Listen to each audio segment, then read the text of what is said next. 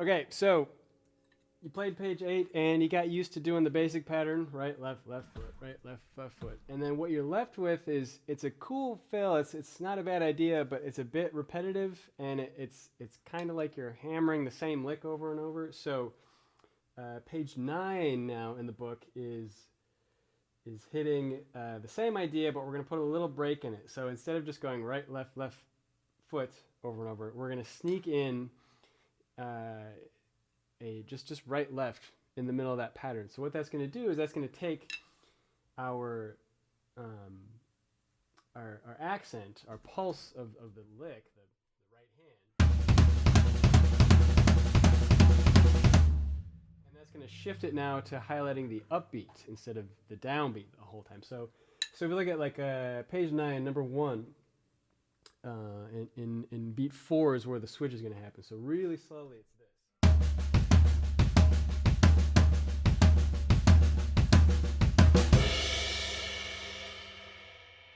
And like the previous one, it's not that crazy, you know, sounding when it's slow, or even sounds like something that you would want to use. But it can turn into some cool stuff when you're playing it quickly. So number 1 again, we'll keep it slow for now.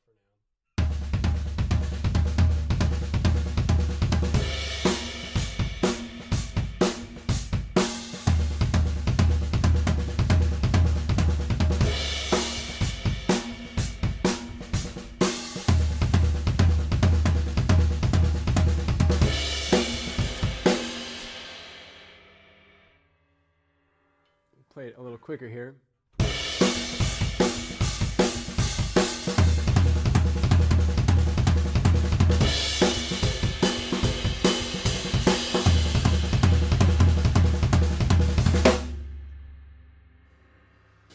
And that's really it. It takes a while to get the hang of that. It's a weird feeling to have it flipped inside out like that. Like now we're highlighting the upbeats.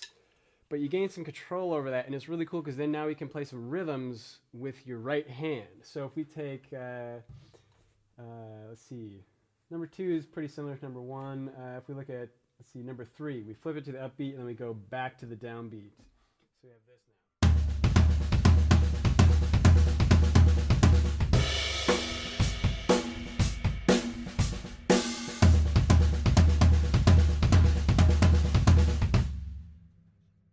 So the rhythm we hear is this.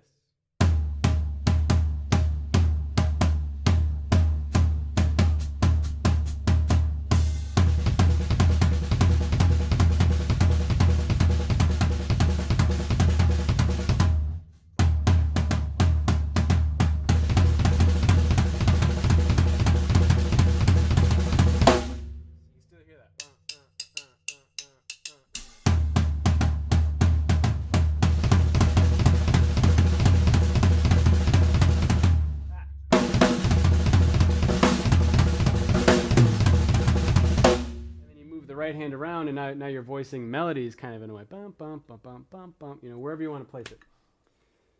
So 1, 2, or 3 on page 9, those are pretty similar. Just getting the hang of that idea. I'll use that one quite a bit if I have like a drum solo moment. It's just a cool, frantic sounding thing, and it's fun to play around with that.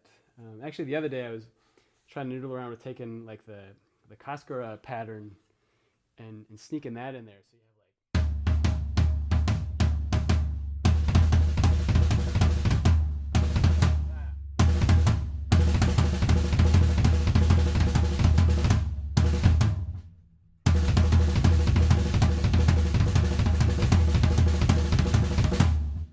going on in there, but play around with it. There's a lot of cool options. 4 is a little bit different. Number 4. 4 is kind of a way to morph this into a beat. So what we're going to do now is we're going to take the right hand off the toms and we're going to go to the hi-hat. You really got to use a tight hi-hat on this one. Otherwise, we lose the 16th note feeling. We don't want a bunch of E-andas happening really quick. It sounds kind of strange. So this has got to be pretty tight. So heavy on your left foot. And use the shoulder of the stick on the edge here. And it's going to be the same pattern. And then you notice while we're doing this, the right foot is now like really prominent because that's the power now. but it's kind of hip because we have our quarter notes in our right hand, but we have really hard upbeats. Now what we're going to do is we're going to take the right hand, instead of just playing all beat 1, 2, 3, 4 here, we're going to take beat 3 and move it over to your snare drum for a rim shot. That's going to be your backbeat. Now we have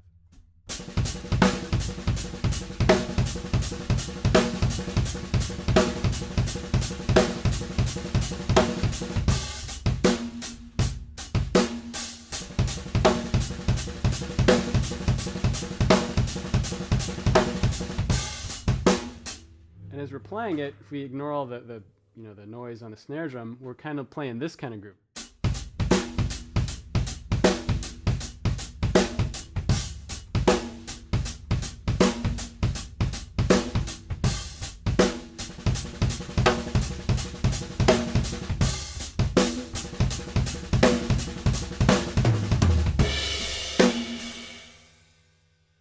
And that one again, the sky's the limit on the speed.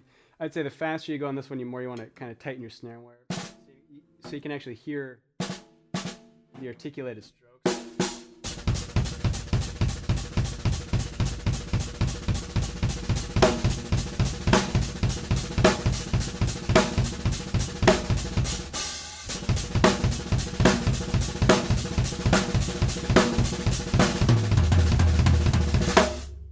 But again, cool, crazy sounding thing.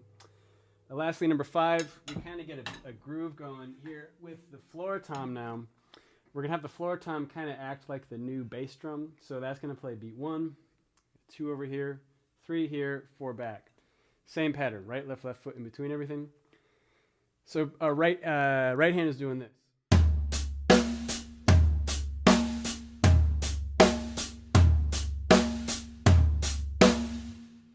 And that on its own is kind of this like bombastic, heavy, slow disco groove going on. And then we just sneak in the snare and the bass drum, same pattern.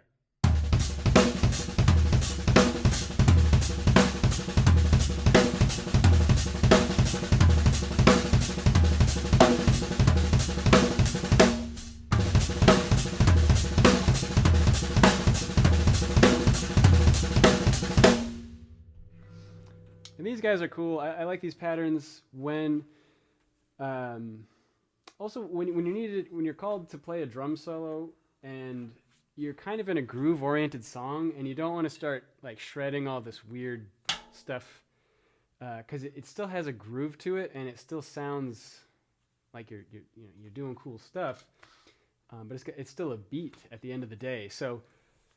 Yeah, if you're doing a groove-oriented show, that's a nice one to pull out. Or even if it's like, people are dancing and you don't want to bust into, weird stuff. So if people are already dancing, don't break away from the beat.